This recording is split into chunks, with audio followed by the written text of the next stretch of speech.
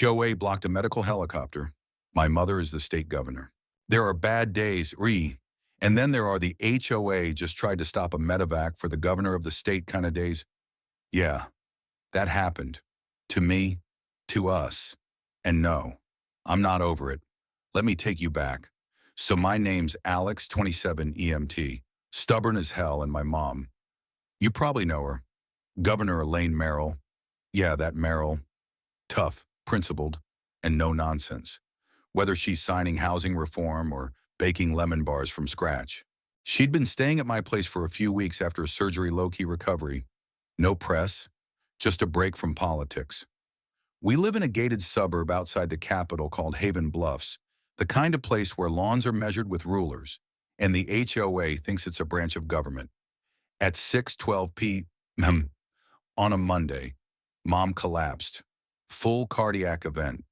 I knew the signs, knew we didn't have time for standard EMS.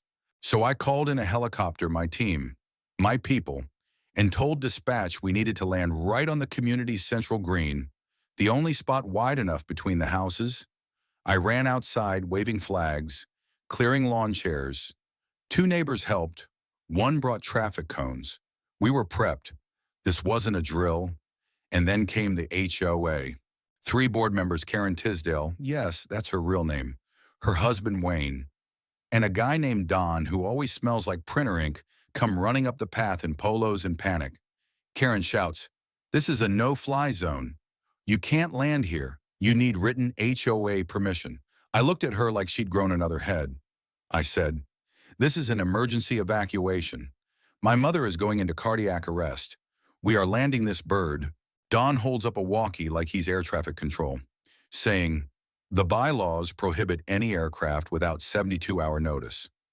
That's when the chopper appeared over the trees. Karen jumps in front of the landing zone.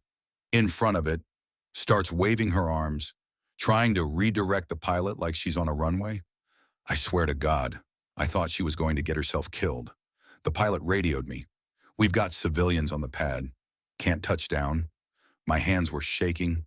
I pulled out my phone, hit a number I hadn't used in 2 years. Mom's chief of staff picked up on the first ring. I said one sentence, "Governor Merrill's medevac is being blocked by HOA members at Haven Bluffs." He paused. Understood. 12 minutes later, 3 black SUVs roll up, state troopers in full gear. One guy gets out and flashes a badge so hard it practically lit up the neighborhood. Karen tries to talk. He says, "Ma'am, step aside or you will be arrested for obstruction of emergency services and endangering a sitting governor." She froze. Pilot re-engaged. Helicopter landed smoothly. We loaded Mom in. She was stable but pale. Before they lifted off, she looked at me from the stretcher, reached out, squeezed my hand, and whispered, "Get me out of this damn neighborhood." You better believe I did. Mom made a full recovery, spent 3 days in the hospital, then a week at the official residence. She gave a press statement thanking emergency personnel. Didn't mention the HOA by name, but I did. I uploaded my footage. Karen waving her arms. The chopper aborting its first landing. Me yelling that my mother was the governor. The state troopers showing up. The video 2.6 million views in 5 days. Captioned, "HOA tries to block medevac, guess who they messed with." And the backlash, brutal. News crews rolled in. Local reporters, national ones. Karen tried to claim she was concerned for safety, but the footage showed everything. Neighbors turned on them. A petition to dissolve the HOA got 600 signatures in 48 hours. The final nail. The governor's office passed an emergency order mandating that all residential HOAs must comply with emergency services access or face dissolution. It was dubbed Merrill's Law. Still makes me laugh. Karen and Wayne resigned. Don moved. The new board just volunteers who care about garbage pickup and lighting. As for the landing zone, it's now a community garden, named after my mom. Call to action.